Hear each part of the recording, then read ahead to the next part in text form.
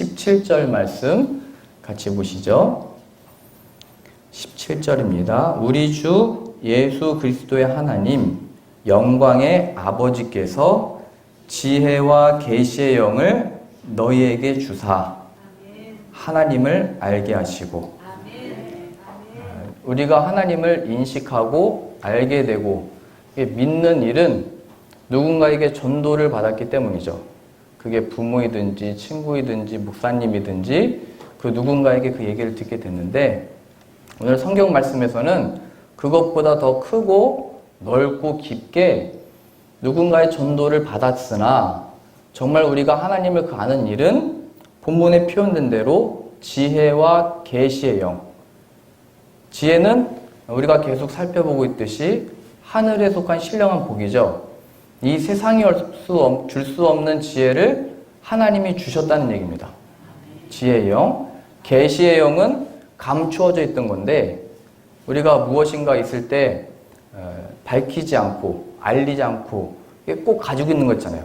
하나님께도 그러한 것이 있었는데 그게 복음이죠. 하나님께 속한 충만한 복들이죠. 예수 그리스도 안에 담겨있는 이 신비와 능력인데 이 계시를 밝히는 게 있는 겁니다. 누군가가 나에게 복음을 전하는 자들의 그 손길을 통해서, 그 아름다운 발을 통해서 복음을 듣지만, 복음을 들었을 때 그 누구나 다 그 복음을 받아들이는 게 아니죠. 바로 이 지혜와 계시의 영을 받은 사람만이 하나님이시군요. 나의 구원자이시군요.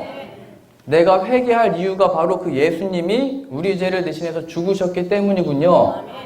라고 하는 이 지혜와 이 하나님의 신비 속에 감춰져 있던 이 놀라운 일들이 밝혀지게 되는 겁니다. 그래서 우리가 믿음을 갖는다라고 하는 것은, 신앙을 갖는다라고 하는 것은 우리로부터 시작된 게 아니고 하나님께로부터 주어지는 선물입니다. 그게 오늘 저녁 시간부터 살펴볼 첫 번째 복이에요. 믿음은, 구원은 하나님의 선물입니다. 그러니 우리는 신앙에 대해서, 우리가 가진 믿음에 대해서 자랑할 게 없는 거예요. 아무 육체도 하나님이 자랑하지 못하게 만드신다 하셨어요. 먼저 된 자가 나중되고 나중된 자가 먼저 된다라고 하신 이 말씀은 예수 그리스도 없는 이 바리새인들아, 유대인들아, 회칠한 무덤들아, 이렇게 말씀하신 거예요. 겉으로 보기에는 말씀을 가지고 있고 성경대로 살아가고 열심히 했지만, 저로 보자면 목사의 아들이고, 저로 보자면 어렸을 때부터 칭찬받으면서 교회 안에서 자라났지만 그러한 것으로 조건을 하지 않는다는 거예요. 영접하는 자, 그 이름을 믿는 자들에게는 하나님의 자녀가 되는 권세를 주셨으니, 그 예수의 이름을 믿으면 되는데 어떤 사람들이 믿냐면, 이는 혈통으로나 육정으로나 사람의 뜻으로 나지 아니하고 오직 하나님께로부터 난 자들이니라 라고 표현하고 있습니다. 하나님께로부터 났다는 것은 내가 저 사람이 전도했으니까 난 믿기로 했어, 의 차원이 아니라는 거예요. 그 복음을 들었을 때 지혜와 계시의 영, 한마디로 성령님을, 약속된 성령님을 받았을 때만이 내 마음으로 영접하게 되는 거죠. 이게 고린도전서 12장의 표현이에요. 누구든지 성령이 아니고서는 예수를 주라 시인할 수 없다. 근데 문제는 성령을 받지 않았는데도 내가 예수님을 다 아는 것처럼, 다 믿는 것처럼, 하나님을 열심히 섬기는 것처럼 착각했다는 거예요. 그게 많은 유대인들이었고 많은 바리새인들이었고, 바울조차도 사울이었을 때 하나님에 대한 열심을 가지고 오히려 예수 믿는 자들을 박해하고 핍박했던 겁니다. 지혜와 계시의 영, 하나님께로부터 주어지는 것이죠. 우리 밖에서부터 들어오는 겁니다. 예수님도 어디서 오신 거냐면 인간의 육신을 통해서 오셨지만 성령으로 잉태됐다라고 표현되어 있죠. 하나님께로부터 주어지는 겁니다. 그러니까 인간의 자격과 조건은 가능성이 없는 거예요. 오직 하나님이 보내신 선물 예수 그리스도를 믿음으로 인하여 구원을 받게 되는 겁니다. 그러니 우리의 구할 바는 그 선물을 허락해 주십시오.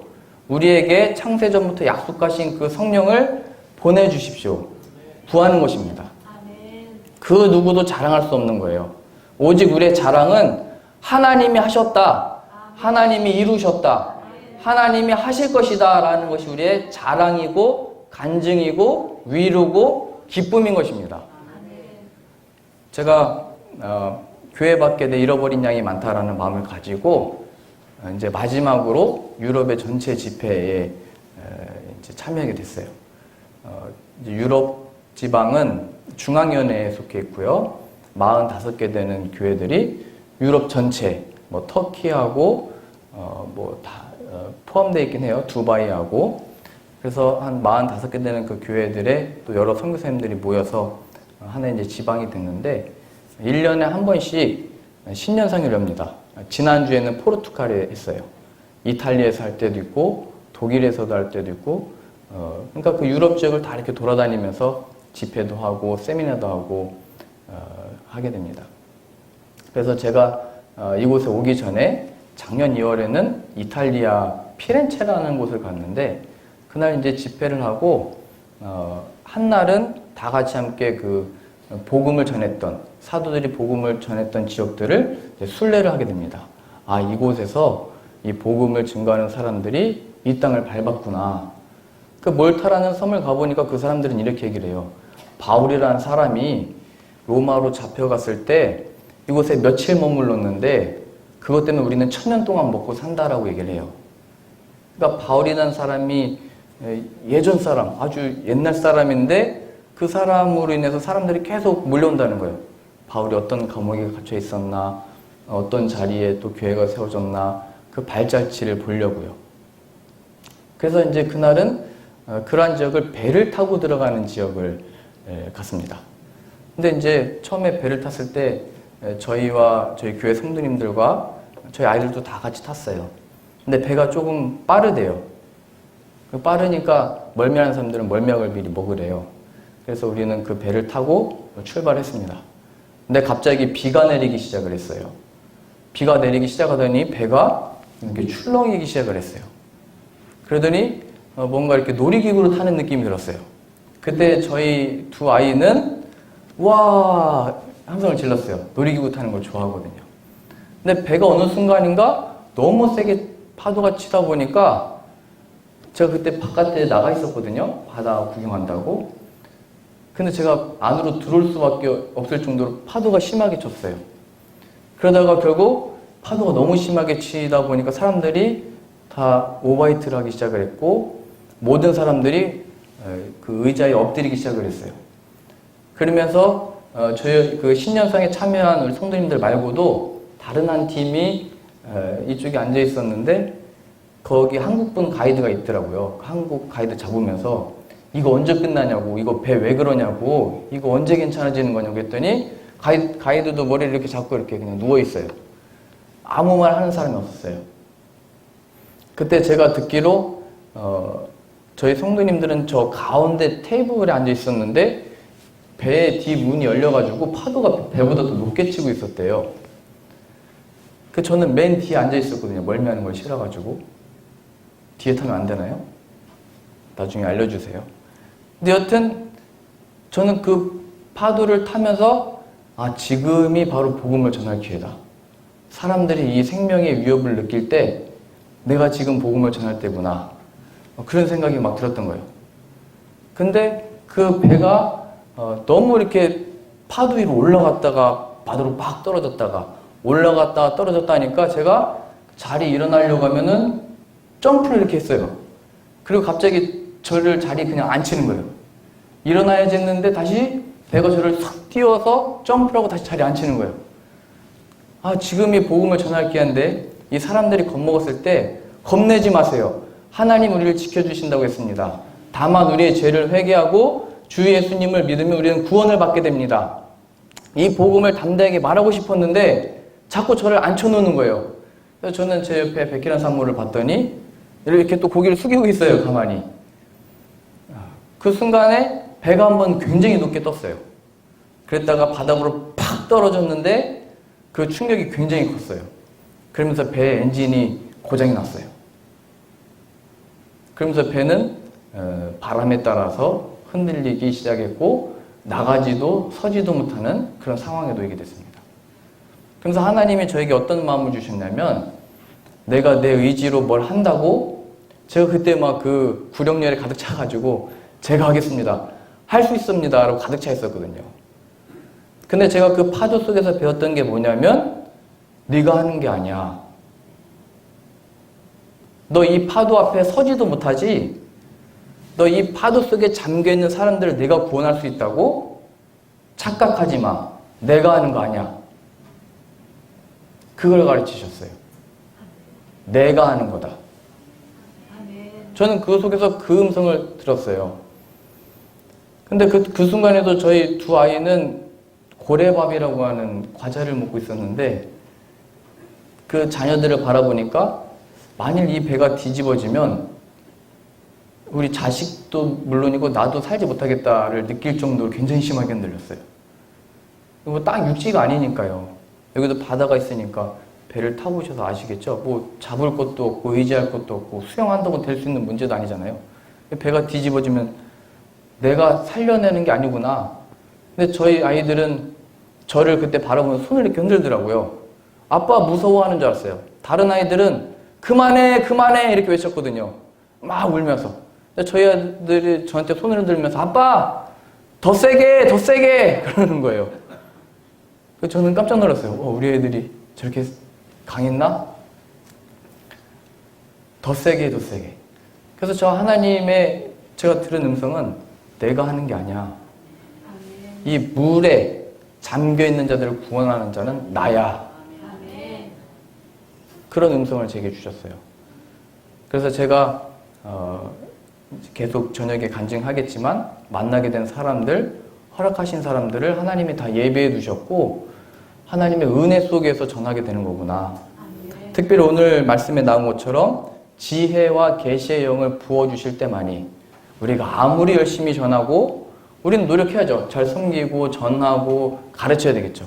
그러나 그의 눈과 마음을 여실 이는 하나님이시라는 사실을 저에게 그렇게 가르치신 거예요.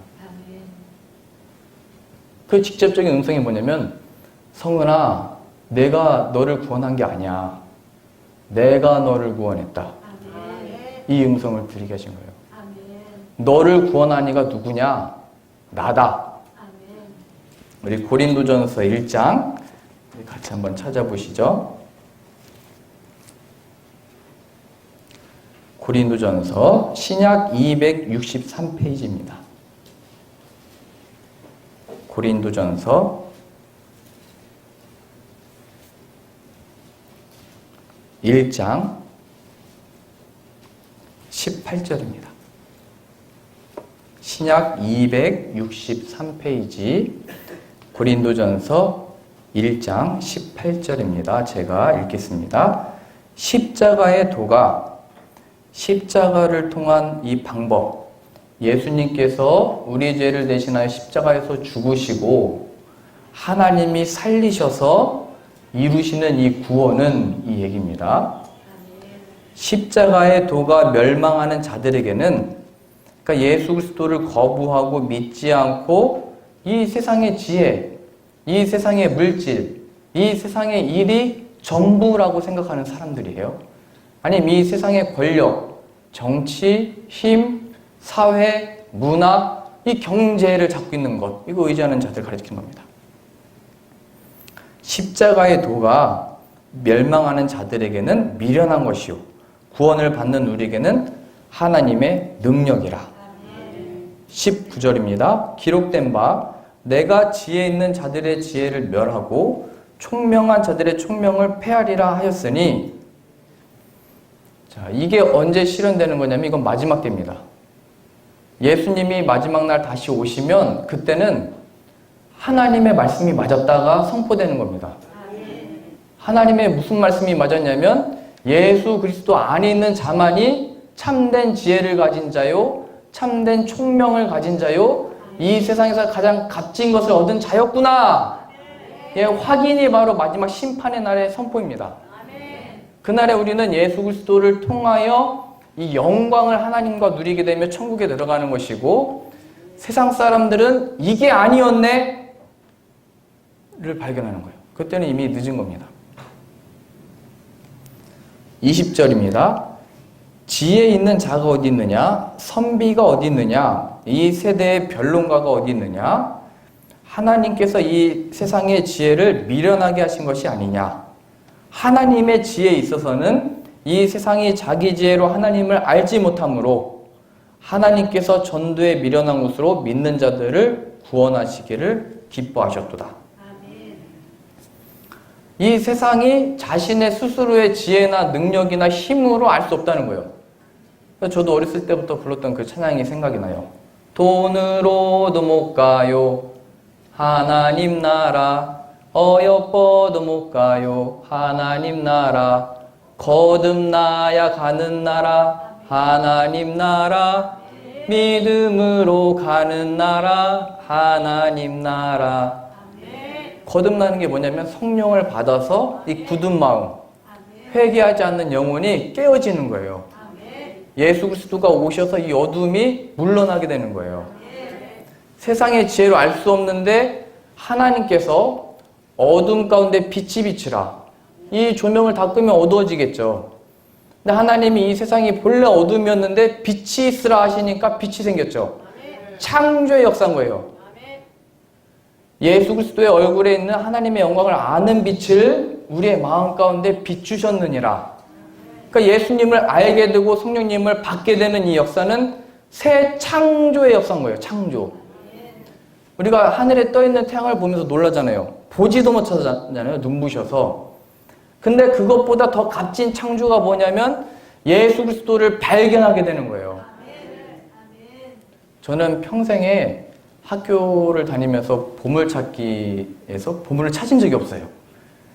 교회에서도 찾은 적이 없어요. 왜냐면 저희 어머니가 워낙에 김밥을 맛있게 싸주셔가지고 김밥 먹는 동안 선생님들이 그 점심시간에 보물을 숨기시거든요.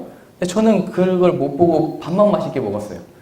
선물 항상 못 찾아서 마음이 그랬는데 제가 딱 한 가지 보물을 찾은 게 있어요. 바로 저희 백희란 사모입니다. 우리 장모님이 같이 와 계시는데 항상 이렇게 만나면 얼마나 이 현숙한 여인을 찾는 게 금은 보화를 가진 것보다 복되다라고 표현되어 있잖아요. 예수 그리스도를 알고 발견한 이 사람은 정말 존귀해요. 예수님을 아는 이 보물을 아니까요. 저는 그래서 이 부부간에 목사고 뭐 사모를 떠나서 부부간에 예수님 얘기할 수 있는 게 얼마나 좋은지 몰라요.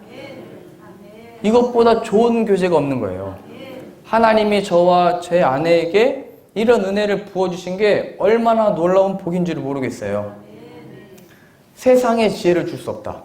그래서 우리 아내를 위해서 기도할 때도, 남편을 위해서 기도할 때도, 자녀를 위해서 기도할 때도 다른 것들이 아니고, 우리 자녀들이 무엇이 안 돼서 안 되는 게 아니고, 내 남편이 무엇이 없어서 안 되는 게 아니고 예수님이 없어서 그런 겁니다.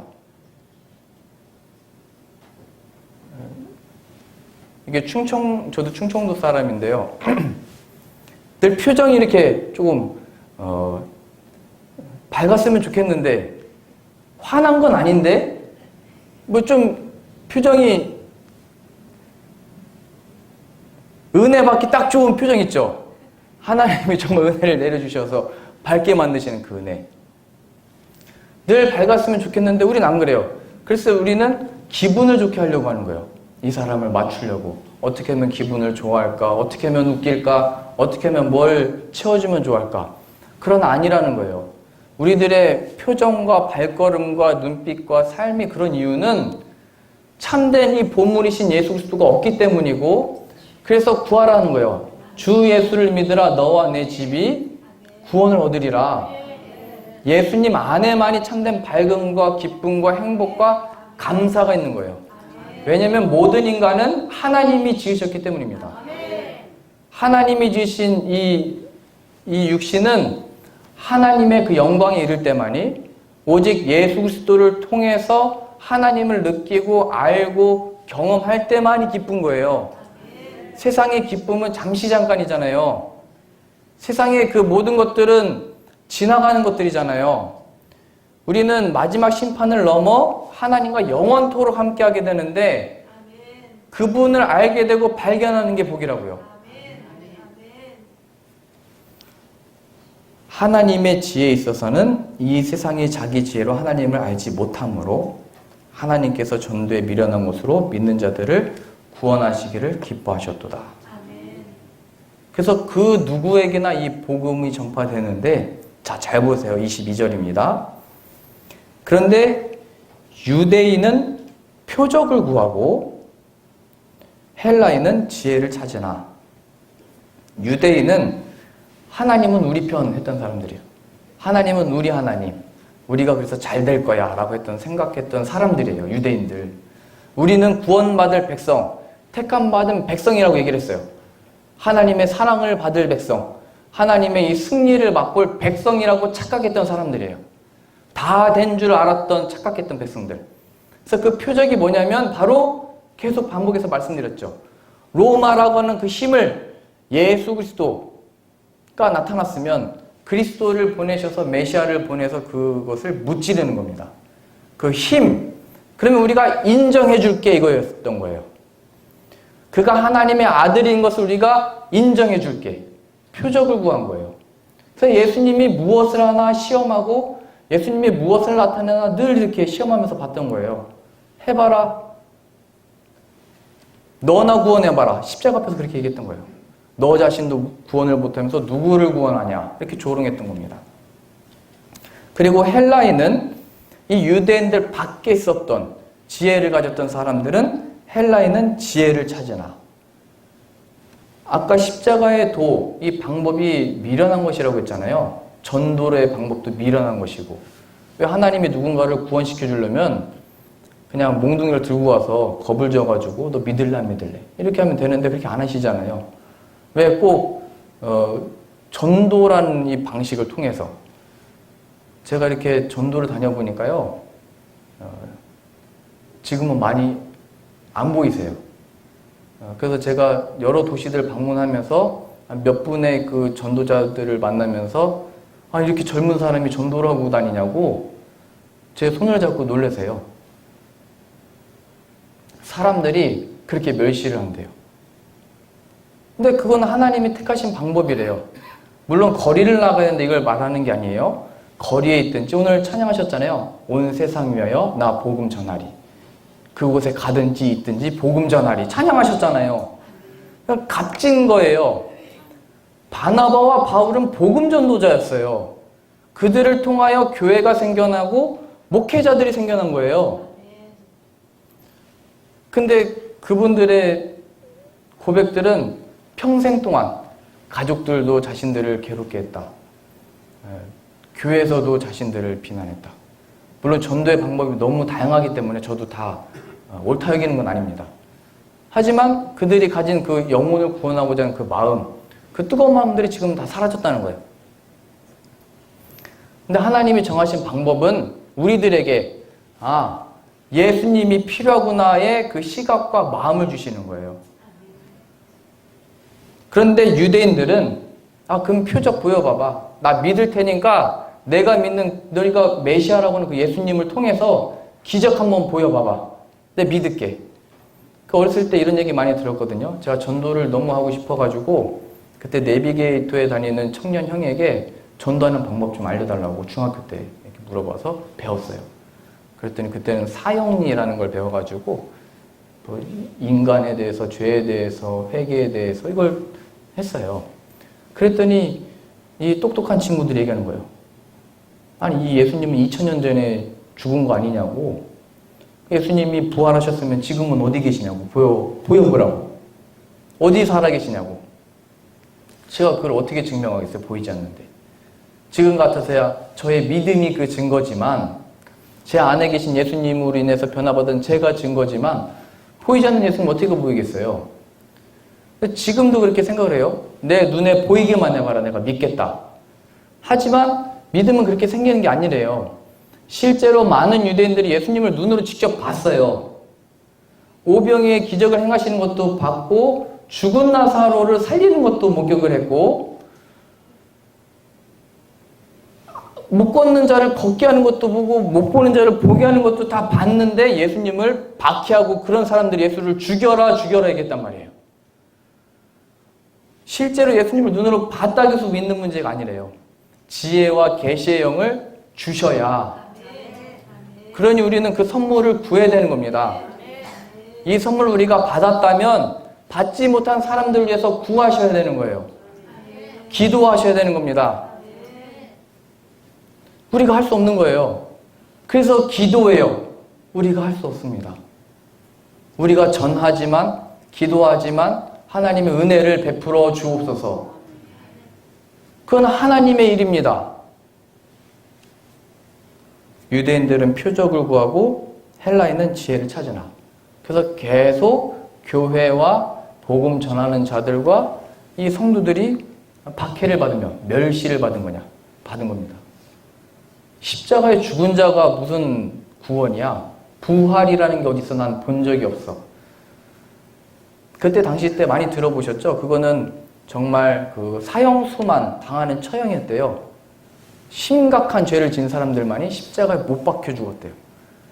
근데 우리를 구원하는 자가 힘 있는 능력을 가진 자가 아니고 저 십자가에 못 박혀서 죽은 자라고 이렇게 비난했던 거예요. 자존심이 상했던 거예요. 나를 구원하려면 나보다 좀 더 나아야지. 나보다 능력이 많아야지. 나보다 지혜가 많아야지. 계속했던 싸움이 뭐냐면 모세보다 나아야지 이렇게 얘기했던 거예요. 모세는 우리에게 만나를 줘서 먹였었는데 당신은 뭐를 먹이겠습니까? 예수님이 말씀하시죠. 내 살과 내 피를 먹어라. 근데 우리는 자꾸 그걸 가리려고 하는 거예요. 어떻게 해요? 제가 목회했을 때도 그랬어요. 제가 있어요, 목회자. 제가 채워드릴게요. 성도님들을 위해서 기도하는 제가 있어요.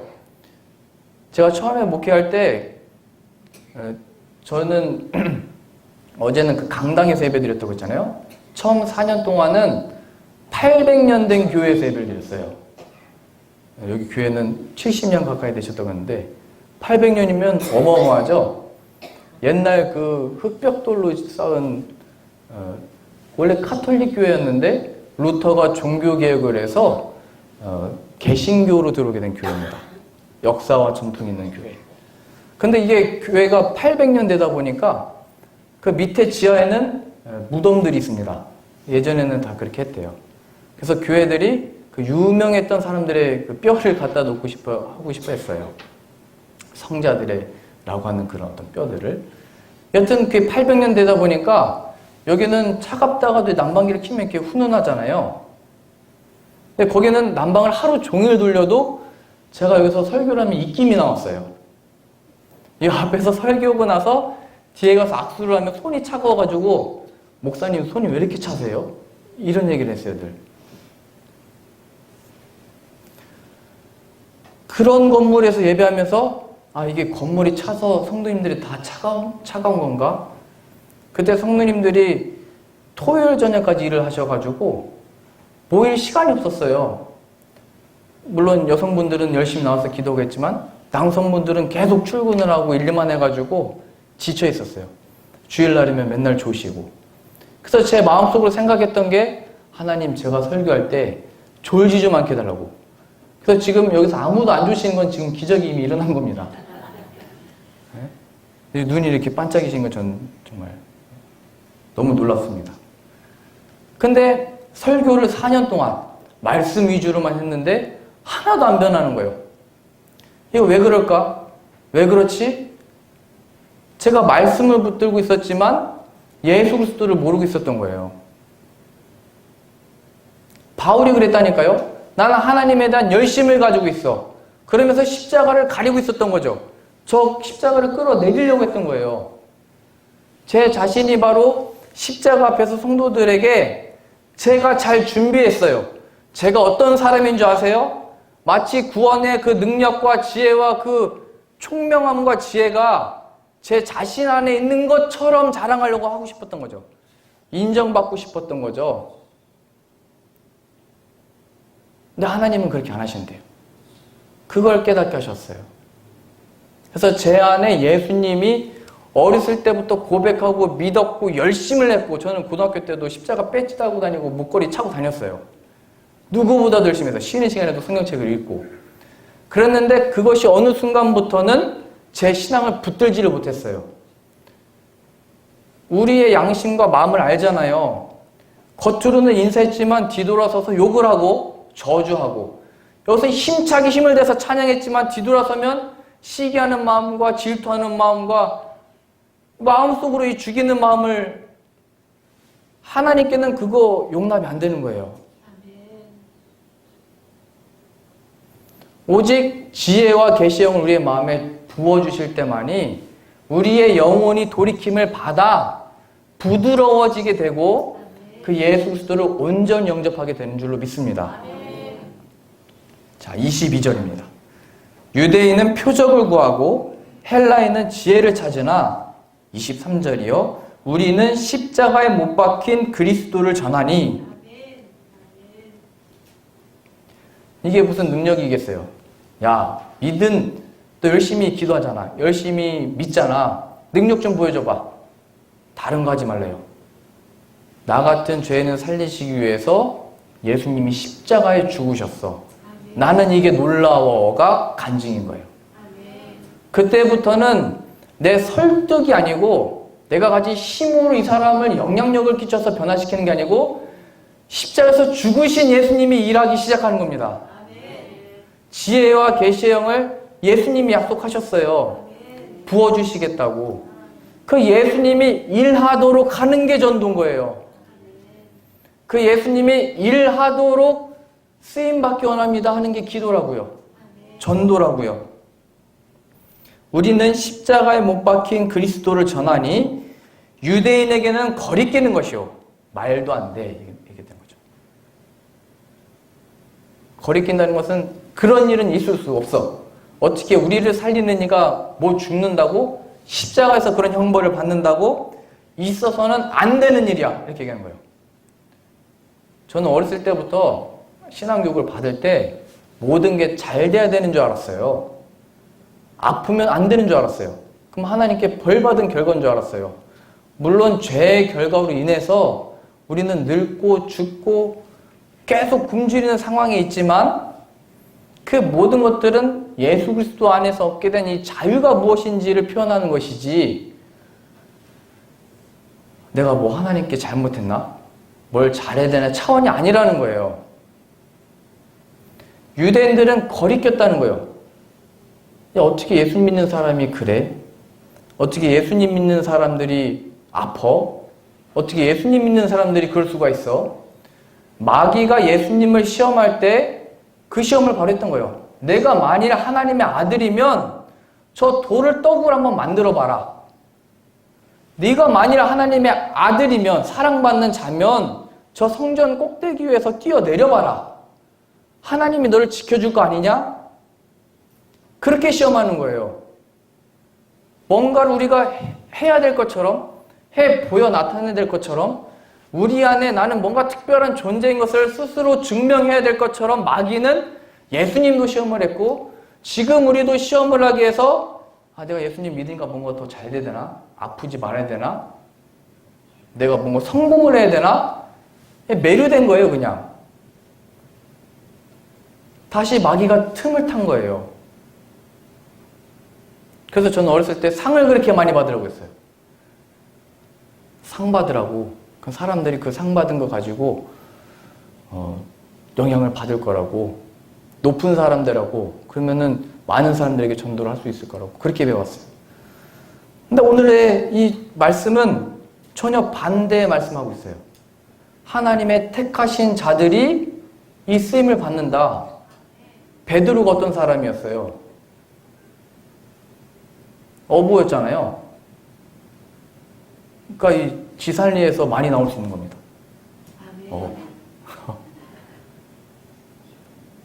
사울은 어떤 사람이었어요? 예수 믿는 자들을 오히려 박해했던 자들이었죠. 하나님이 택하셨던 아브라함은 어떤 사람이었어요? 그 시대 때는 남자를 안 쳤던 사람이에요.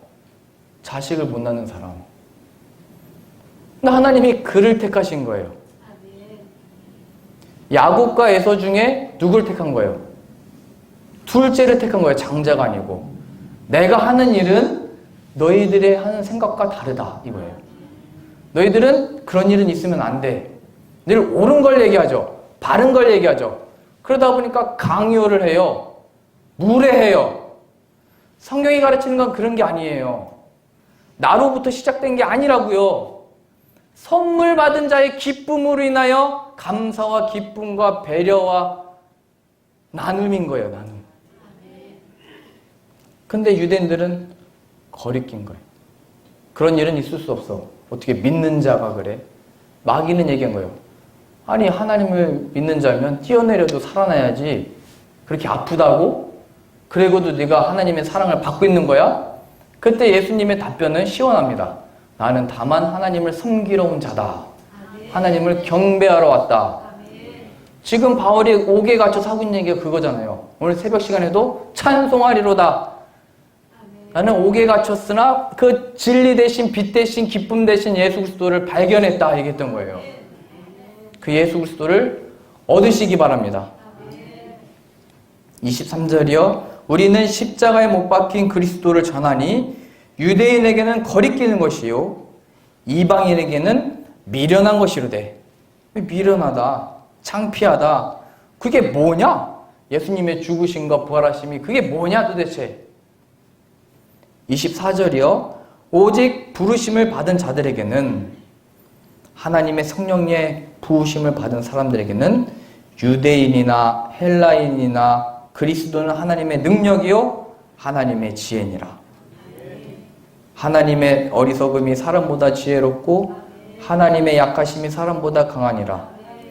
형제들아 너희를 부르심을 보라.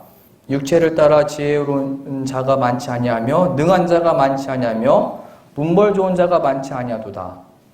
그러나 하나님께서 세상에 미련한 것들을 택하사 지혜 있는 자들을 부끄럽게 하려 하시려고 세상에 약한 것들을 택하사 강한 것들을 부끄럽게 하려 하시며. 그러니까 우리가 약하게 된 처지, 연약하게 된 이 육신을 가지고 괴로워하지 말래요. 오히려 이건 하나님이 쓰실 기회래요. 모세가 80세에 부르심을 받았다는 걸 기억하시래요. 다윗은 사무엘이 왔을 때 그 아버지 이새가 보여주지도 않았던 자였죠. 너는 양치고 있어라. 근데 하나님은 그를 택하신 거예요. 양치던 자를 택해서 하나님의 지도자로 세우신 거예요. 물론 우리는 다윗처럼 될 수는 없어요. 뭐 요셉처럼 될 수도 없고요. 요셉은 요셉이고 다윗은 다윗이고 우리는 우리입니다. 다만 우리가 처한 상황 가운데 지금 이렇기 때문에 어떤 일이 안 일어나는 게 아니고 그 하나님의 부어주시는 이 지혜와 계시의 영, 예수 그리스도가 없기 때문에 그런 겁니다. 그래서 우리의 구할바는 이 성령 부어주옵소서, 우리 안에 부어주옵소서 기도하셔야 됩니다. 28절입니다. 하나님께서 세상에 천한 것들과 멸시받는 것들과 없는 것들을 택하사 있는 것들을 폐하려 하시나니 이는 아무 육체도 하나님 앞에서 자랑하지 못하게 하려 하심이라. 30절입니다. 너희는 하나님으로부터 나서, 하나님으로부터 났다는 것은 만들어졌다, 태어났다. 육신의 부모로부터 태어난 어떤 조건들이 있었는지는 모르지만 이제는 예수 그리스도로 인하여 새 창조물이 되는 겁니다. 하나님이 받으시기 합당한 산 제물이 되어서 우리의 몸 자체가 하나님을 찬양하는 존재요, 그를 경배하는 존재요, 하나님이 기뻐하시는 존재로 변화가 되는 거예요. 하나님으로부터 나서 지혜와 계시의 영을 받아서 거듭나서 예수님을 알게 돼서 이 표현입니다. 30절입니다. 너희는 하나님으로부터 나서 그리스도 예수 안에 있고 예수는 하나님으로부터 나와서 우리에게 지혜와 의로움과 거룩함과 구원함이 되셨으니 예수 안에 모든 것이 있으니 이 얘기입니다. 그러니까 다른 데로 가지 말라는 얘기예요. 주여 주여 외치면서 예수님 예수님 찾으면서 이렇게 해야 됩니까? 저렇게 해야 됩니까? 묻지 마시고 주님께 맡깁니다. 주님의 뜻대로 되기 원합니다. 이 상황 속에서 예수님 얻기 원합니다. 기도하시래요. 그러면 그 안에 우리가 생각하지도 못했던 방식과 방법과 하나님의 뜻으로 풀어가는 것을 간증하게 되는 거예요. 세상에 볼 땐 미련한 방식과 방법이죠. 기도, 전도, 십자가에 죽은 것. 그러나 하나님이 그게 아니야를 보여주신 게 바로 부활의 역사인 거예요. 이건 살아있는 증거고 역사며 우리들의 실제된 간증거리인 거예요. 그 복음의 전함이 바로 하나님이 역사하시는 순간이고 예수님이 그때부터 일하시는 거예요. 근데 어느 순간인가부터 교회 밖은 물론이고 교회 안부터 예수님이 없어진 거예요. 예수님 얘기는 있지만 그 예수님은 사라지고 예수님을 통한 우리의 번영, 자랑, 우리들의 행복만 남은 거예요, 이게.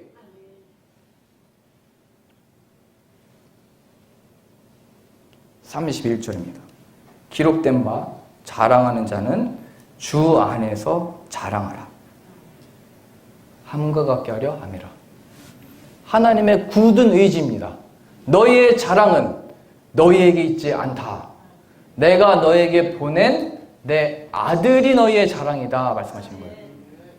그러니 그 아들을 얻기까지 끊이지 말고 기도하셔야 되고, 저도 어렸을 때 구원에 대한 확신까지 있었다니까요. 근데 제가 예수님을 진짜로 만나고 나니까 그 확신이 뭐였지라는 생각이 드는 거예요. 그 누구보다 열심히 해서 칭찬을 받았다니까요. 근데 그랬던 제가 목회를 하면서 성도님들로 하여금 우리의 구주 되신 예수님이 계십니다를 외쳤어야 되는데, 이 십자가를 제가 여기 키가 더 커지고 싶어가지고 단을 높게 세우면서 제가 여기 있습니다 이렇게 외쳤던 거예요. 예수님께로 가야 구원을 받는 것이고 예수님께로 가야 참된 거기로부터 생명의 샘이 흘러나오는 건데, 제가 줄 수 있는 것처럼 목회를 했다고요. 제가 얼마나 회개했는지 몰라요.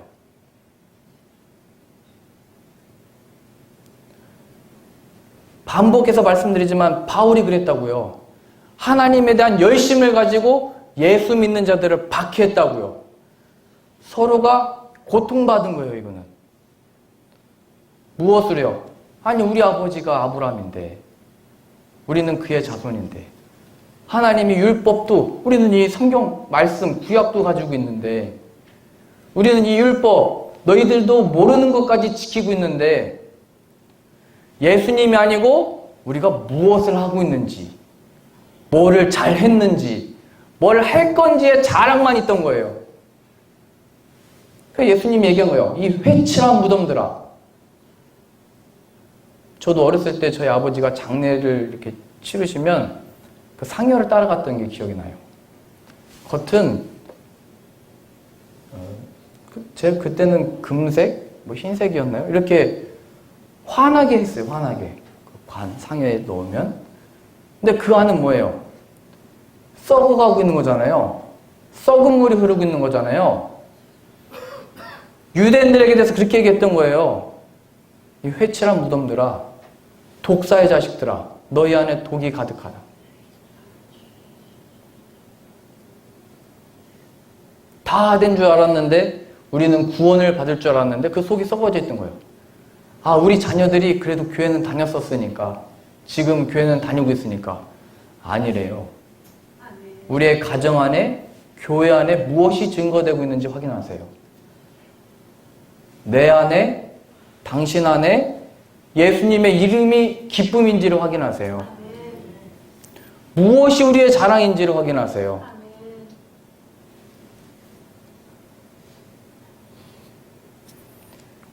사도행전 2장 우리 보시죠.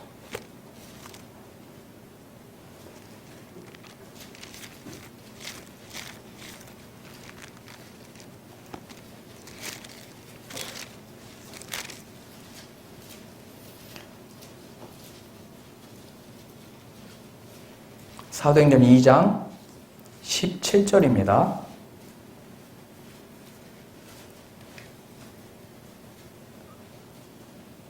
사도행전 2장 17절.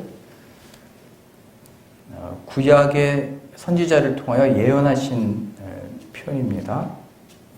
그 지혜와 계시의 영을 부어주겠다. 이 약속이 담겨있는 예언인데요. 17절입니다. 하나님이 말씀하시기를 말세에 내가 내 영을 모든 육체에 부어주리니 너희의 자녀들은 예언할 것이요. 하나님의 이 말씀이 맞다. 그것이 진리다. 이렇게 얘기한다는 거예요. 이 예언은. 또 하나님의 놀라운 일을 행하실 거다. 이렇게 얘기한다는 겁니다. 우리 자녀들의 관심이 더 이상 아빠 나 세상에서 뭐 합격했어. 이러고 부모님한테 제일 먼저 전화하잖아요. 아빠 나 됐어요. 뭐 승진했어요. 뭐 있잖아요. 근데 그 소식을 갖고 오는 게 아니고 저 예수님 만났어요. 하나님의 그 진리가 진짜라는 걸 발견했어요. 그 역사가 일어난다는 거예요. 성령님을 받으면. 다른 그 무엇보다 하나님이 진짜라는 걸 발견했어요. 이렇게 된다는 거예요. 너희 자녀들은 예언할 것이요. 너희 젊은이들은 환상을 보고 하나님이 이루실 부흥과 역사와 회개를 보게 된다는 거예요. 너희 늙은이는 꿈을 꾸리라. 인생이 이제 뭐가 더 있어? 라고 하는 그 속에 하나님의 크고 넓으신 신비한 그 역사에 대한 꿈이 생기는 거예요. 이 역사는 다 끝나고 제가 어느 날인가 전도 나갔더니 어떤 나이 많으신 분이 제게 와가지고 얘기하는 거예요. 그 좋은 말씀 잘 전하고 계시는데 요즘 아이들이 버르장머리가 없다고 잠언에 교훈 좋은 말씀 있으니까 좀 젊은 사람들 가르치는 좋은 훈계 말씀 좀 전해달라고 이렇게 얘기를 하는 거예요. 요즘 젊은 사람들이 버릇이 없다고 뭐 이렇게 얘기를 하시더라고요. 우리가 이 땅을 바라볼 때 얼마나 많은 규칙들이 사라지고 예의가 사라지고 그냥 막 나가요. 그냥 무슨 뭐 차별도 그냥 다 물질로 하잖아요. 있으면 뭐 대우해주고 없으면 차별하고. 이 세상이 보면 볼수록 썩어진다고 하잖아요. 근데 이 하나님의 역사가 이 땅에 펼쳐지고 있다라고 하는 것을 발견하게 되는 거예요. 내 인생을 헛되게 살았는 줄 알았는데 예수님을 통하여 보니까 하나님이 만지시고 역사하시고 인도하고 계시는 역사네. 지혜와 계시의 영을 받으면 그 꿈으로 인하여 포기하지 않는데 끝까지. 지금 그 표현하는 거예요. 근데 우리들은 성령 받은 증거가 바로 예언하고 환상을 보고 꿈을 꾸고 방언하고 뭐가 낫고 하는 거니까 그것 자체만을 붙들게 되죠. 그러나 하나님이 그러한 기적들과 역사들을 우리 안에 보여주시는 이유는 바로 이거예요. 18절 보시죠. 그때 내가 내 영을 내 남종과 여종들에게 부어주리니 그들이 예언할 것이요. 또 내가 위로 하늘에서는 기사를 아래로 땅에서는 징조를 베풀리니 곧 피와 불과 연기로다. 주의 크고 영화로운 날이 이르기 전에 해가 변하여 어두워지고 달이 변하여 피가 되리라. 누구든지 주의 이름을 부르는 자는 구원을 받으리라. 주의 이름을 부르는 자, 예수의 이름 안에 참된 우리는 이 세상에 매여 살 수밖에 없어요. 가진 것, 가족. 근데 이것도 나이가 들면서 별거 아니구나 깨닫잖아요. 배우자도 나를 기다려주지 못하는구나를 발견하잖아요. 하나님이 그 인수 속에 두셔서 누구든지 주의 이름을 부르는 자는 구원을 얻으리라 라는 것을 실제가 되게 하시는 거예요. 예언과 환상과 방언과 여러 가지 성령의 역사들은 바로 예수 그리스도가 우리의 구주 되심이 맞다를 보여주시기 위해서 보이시는 환상들인데, 보여주시는 기적들인데 우리는 이게 나타났다, 이게 됐다, 자꾸 거기로 가는 거예요. 제가 폴란드 가기 전에 말레이시아에 있었고요. 말레이시아 가기 전에 서울에서 사역을 하고 있었는데 그때 중고등부 아이들이 시험 기간만 되면 전화가 왔어요. 그때는 제가 전도사였으니까 전도사님 제가 이번에 시험을 보는데 한 과목이 좀 간당간당해요. 그 아이는 원래 올백 맞던 애예요. 전 과목을. 근데 한 과목이 조금 애매하대요. 그러니까 기도해달래요. 그래, 기도해줄게. 기도해줬어요. 그랬더니 전화가 왔어요. 전우사님 기도해 주셔가지고 월백 맞았다고. 저 너무 기뻤죠. 근데 그 다음날 제가 알지 못하는 많은 학생들에게 전화가 왔어요. 전우사님, 저 누구 친구인데요. 기도 좀 해주세요. 월백 맞게 해달라고. 내가 기도는 할 텐데 점수는 공부 한 대로 나온다. 다시 한번 말하지만 너 공부해야 된다. 이렇게 기도를 해줬어요. 그랬더니 시험 다 끝나고 패거리로 몰려왔어요, 애들이. 사기꾼이라고. 왜 점수가 안 나왔냐, 저한테. 저도 그렇게 젊었을 때는 진짜 그런 기적이 나왔으면 좋겠더라고요. 제가 기도하면 다 100점 맞고 뭐가 잘 되고. 세상은 오해하고 있는 거예요. 세상은 성령님의 역사가 무슨 그것 자체에 있다고 오해를 했던 거예요. 아니라는 거죠. 예수님이 맞다라는 것을 보여주시기 위해서 구약시대 때도 죽은 자를 살리는 역사가 있었던 거고, 예수님도 다니시면서 보게 하고 걷게 하고 죽은 자를 살리신 이유는 너희의 육신이 뭐냐? 죄의 결과로 받고 있는 게 뭐냐? 나는 그것을 다 끊을 수 있다를 보여 나타내신 줄로 믿습니다. 그러니까 너에게 필요한 거는 나다를 나타내 보이신 건데, 인간은 무지하고 아무것도 그 지혜로 그 예수님을 볼 수 없어서 그냥 그냥 밥을 주실 분, 낫게 해주실 분, 힘을 구해서 저 로마, 우리의 원수된 나라를 무찔러 주실 분으로만 생각을 했던 거예요. 그런 썩어질 양식을 위하여 나를 찾지 말고 영생을 위하여 있는 일을 구해 나를 믿는 게 하나님의 일이야, 이렇게 말씀하셨던 거예요.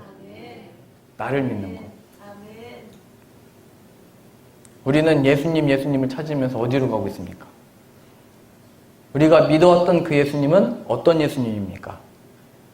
우리의 자녀와 허락하신 사람들에게 그 예수님을 어떻게 간증할 수 있습니까? 우리 한 구절 더 보시죠. 사도행전 1장 8절입니다. 3절부터 보시죠.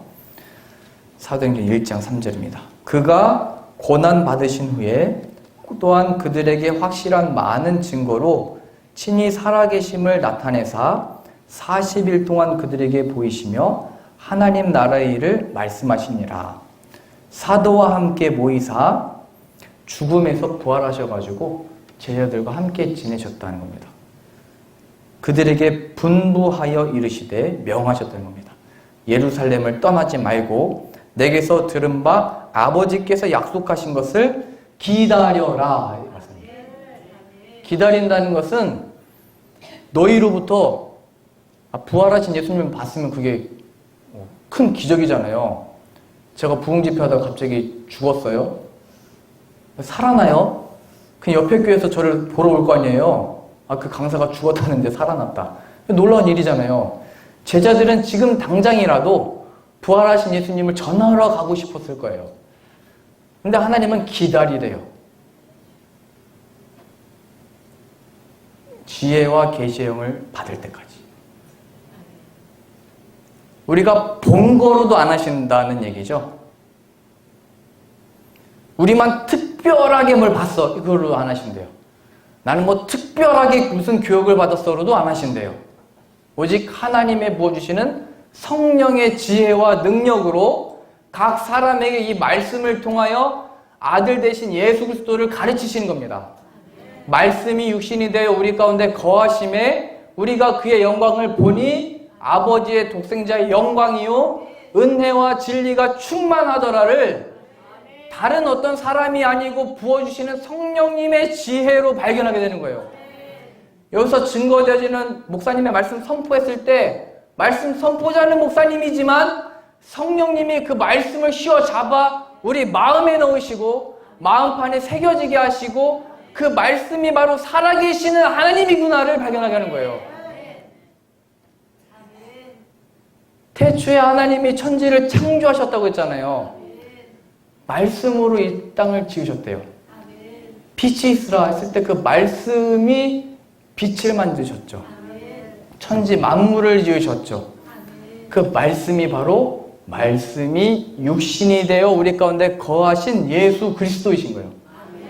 그래서 하나님이 창조하셨다도 맞고 실제적으로는 예수님이 창조하셨다 해도 맞는 거예요.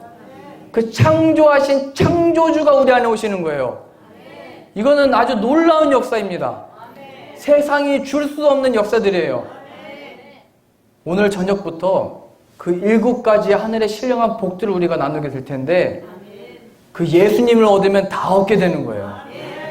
그러니 다른 것들 구하지 마시고 예수님을 구하시기 바랍니다. 4절이요. 사도들과 함께 모이사 그들에게 분부하여 이르시되 예루살렘을 떠나지 말고 내게서 들은 바 아버지께서 약속하신 것을 기다려라. 5절입니다. 요한은 물로 세례를 베풀었으나 너희는 몇 날이 못되어 성령으로 세례를 받으리라. 네, 표현되죠? 성령으로 세례를 받는 것. 성령을 받아서 거듭나는 것. 성령의 세례를 통하여 예수 그리스도가 진짜, 물론 예수님을 본 사람들도 지금도 세례가 마찬가지예요. 육신으로는 세례를 받았지만 성령님을 받아야 진짜 구원인 거예요. 입술로만의 구원이 아니고 이 입술로 했던 그 구원이 실제가 될 때만이 성령님의 거듭남의 역사 없이는 지혜와 계시의 영에 밝히는 이 역사가 없이는 그 역사가 일어날 수 없는 거예요. 거기로부터 모든 자만과 교만과 그 마귀의 모든 꾀가 거기로부터 나오는 거예요. 우리들로부터 무슨 근원이 있는 것처럼 하나님은 그걸 다 깨부시는 거예요. 여리고성이 왜 무너졌는지 아세요? 하나님의 백성들이 왔을 때 그 문을 굳게 닫잖아요. 근데 하나님은 그걸 뭐 무기로 부시는 것도 아니고 빙글빙글 돌게 해서 부시잖아요. 마지막 날 함성을 질러서 나팔 소리로. 나는 안전해. 성이 있어. 인간이 죄를 짓고 처음 한 게 뭐냐면 성을 짓는 거였어요. 에녹성. 자신의 아들의 이름으로 성. 우리도 뭔가를 지으면은 뭐 기념적으로 뭘 짓잖아요. 잊지 말자. 우리가 이걸 해냈다. 이루었다. 이런 역사가 있었다. 하나님이 보실 때는 솔로몬 성전 보고도 뭐라고 말씀하셨냐면 너 이거 너의 마음이 내게서 떠나가면 다 조롱거리가 될 거다 말씀하셨어요. 그리고 흔히 많이 얘기하잖아요. 유럽에 가면 술집으로 팔린 예배당이 많다고. 건물은 크게 져놨는데 성도님들 안 계시니까 어떻게 할 수가 없는 거예요. 유지를 할 수가 없는 거예요. 제가 있던 지역에도 폴란드 감리교회가 하나가 있었는데 제가 가기 전에 20년 전에 큰 홍수가 나서 예배실도 여기보다 컸어요. 근데 1층이 다 망가진 거예요. 물에 잠겨가지고. 그래가지고 겨울에 거기 예배당도 몇백 년 된 예배당인데 난방이 안 돼가지고 예배실 안에 또 작은 예배실 하나를 만들었어요. 난방비를 아낀다고. 예배실은 뭐 한 200명 들어가는 예배실인데 성도는 10여 명 되니까요. 그래서 저희 한인교회 성도님들이 많이 있으니까 이곳에 와서 같이 예배드렸으면 좋겠다고 저희에게 부탁을 하더라고요. 근데 부탁을 들어보니까 그냥 갈 수 있는 데가 아니에요. 물을 끌어와야 되고 전기를 끌어와야 되고 모든 시설을 끌어와야 되는 거예요. 이 건물을 고치고 뭐 하기도 전에 그런 설교 저는 그렇게 많이 들은 줄 몰랐어요. 건물이 있었는데 홍수가 나니까 견디지를 못하더라고요. 우리의 육신이든 건물이든 아무리 튼튼한 그 무엇이든 상관이 없대요. 오직 우리 예수 그리스도만이 그 믿음의 선자만이 반석 위에 세워진 집과 같아서 이 세상에 파도가 칠 때 견딜 수 있게 되는 거예요. 이번에 한국에 와보니까 63빌딩보다 높은 게 더 많더라고요. 제가 한국 가기 전에는 63빌딩이 제일 높았던 것 같은데 빌딩을 높이 지려면 밑으로 깊게 파야 된대요. 깊게. 그 깊게 들어가는 게 뭐냐면 내가 열심히 해야 되겠지만 그 열심이 뭐냐면 예수님이라는 거예요. 예수님, 성령으로 세례를 너희가 받으리라. 지혜와 계시의 영을 주기 시작할 때 예수 그리스도 안에 우리는 뿌리를 내릴 수 있게 되고, 그 넓이를 알 수 있게 되고, 그 깊이를 알게 되고, 그 높이를 알 수 있게 되는 겁니다.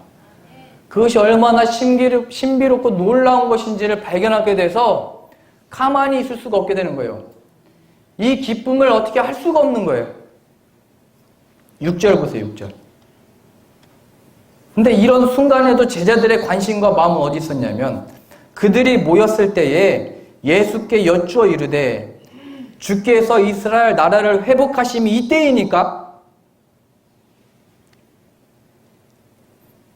7절 이르시되 때와 시기는 아버지께서 자기의 권한에 두셨으니 너희가 알 바 아니요 오직 성령이 너에게 임하시면 너희가 권능을 받고 예루살렘과 온 유대와 사마리아와 땅끝까지 이르러 내 증인이 되리라. 아니, 부활하신 예수님을 보고도 목격하고도 그 뜨거워져가지고, 야, 죽은 자 예수님이 살아나셨다. 우리의 그 사모하고 사랑하고 먹이시고 입히시고 3년 동안 함께 지내셨던 예수님이 눈앞에 나타나셨다로 충만했던 사람들조차도 끝까지 그 안에 변화받지 못했던 게 뭐냐면, 왜 이 지혜와 계시의 영, 성령의 세례를 받았어야 됐냐면, 이 마음을 누가 못 고치는 거예요, 사람이.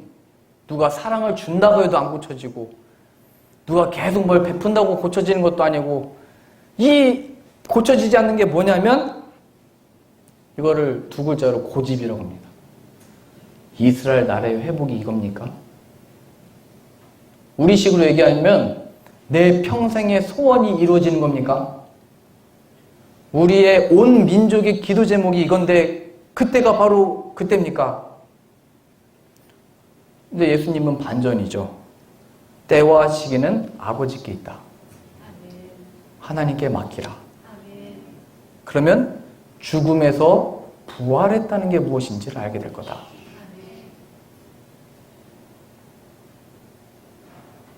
하나님께 맡기라. 하나님께서 자기의 권한에 두셨으니 너희 알 바 아니다.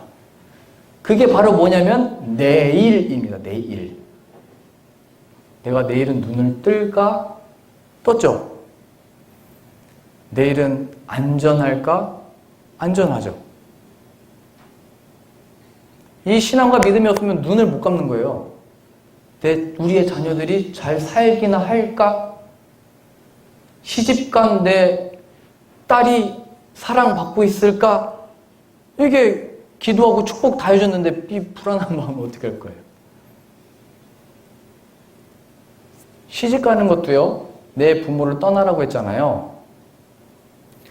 시간이 되면 이걸 다 살펴볼 텐데, 시집가고 장가가는 것도 예수님을 배우는 거예요. 육신의 부모를 떠나, 육신의 부모가 우리에게 줄 수 있는 것은 죽음이에요. 부모를 떠나 남편과 아내와 하나가 되어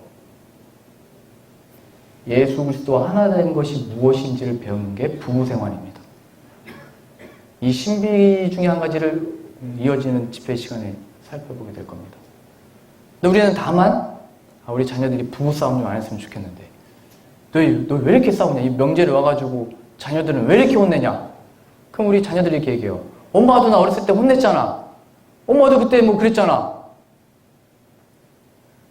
그러니까 우리 자녀들을 탓하면 자녀들한테 우리들을 탓하죠. 그러니까 서로 탓하는 것은 옳지 않아요. 하나님 앞에 나를 세워야 돼요. 지혜와 계시의 영을 발견할 때만이, 나와 이 사람이 예수 그리스도 앞에 세워질 때만이 참된 이 교제가 이루어지게 되는 거예요. 변화받아야 될 건 저 사람이 아니고 나에게 예수님이 필요합니다.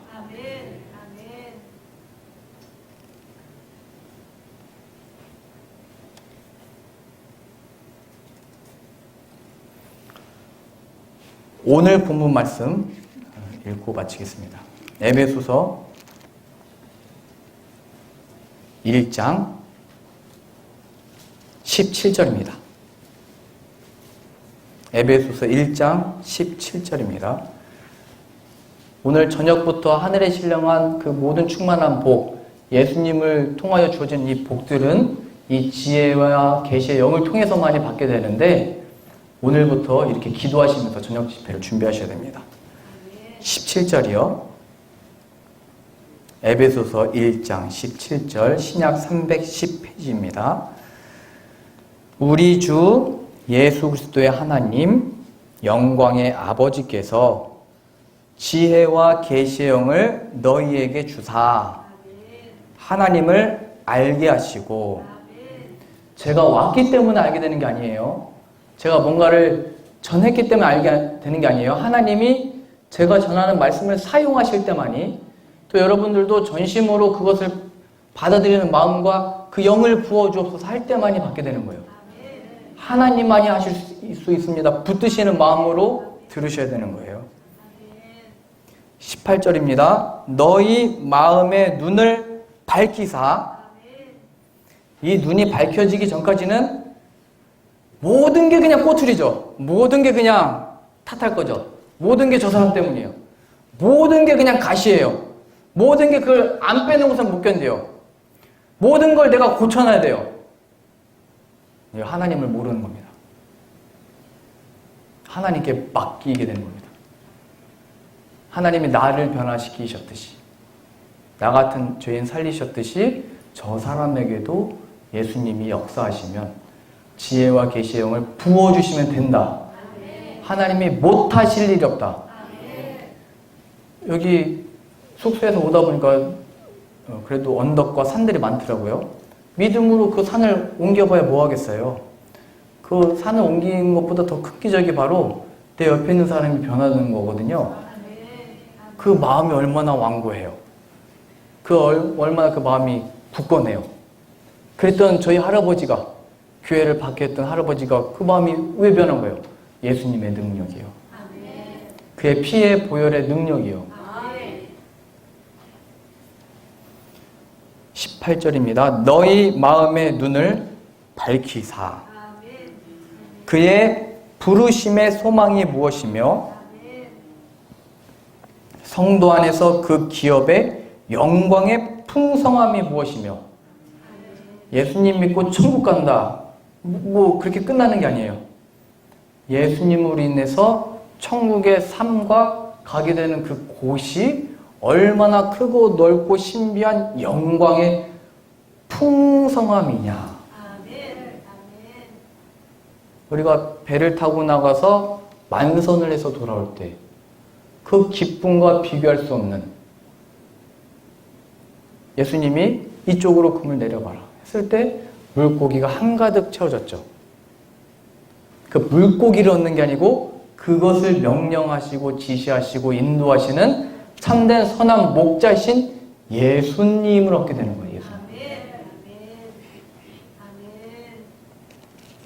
19절입니다. 그의 힘의 위력으로 역사하심을 따라 믿는 우리에게 베푸신 능력의 지극히 크심이 어떠한 것을 너희로 알게 하시기를 구하노라.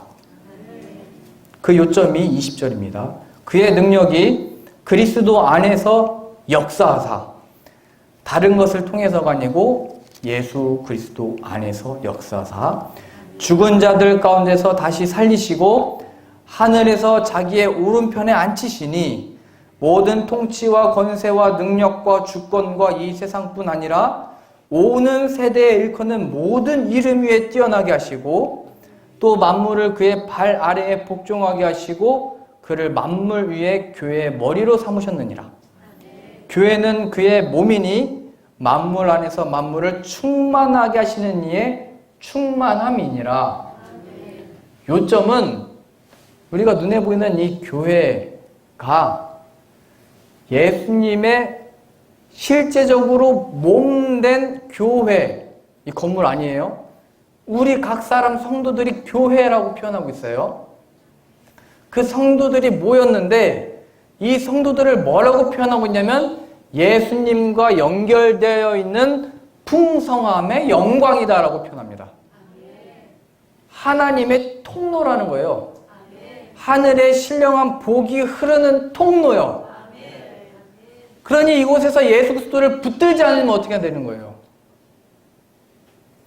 예수의 이름을 붙들 때에만이 이곳이 통로가 되어 하늘의 귀한 보배와 그 보석과 선물이 그 열쇠가 이곳으로부터 열려져서 이곳에서 매면 하늘에서도 열리고 이곳에서도 매이면 하늘에서도 매이고 이곳에서 풀리면 하늘에서도 풀린다라고 약속하신 거예요.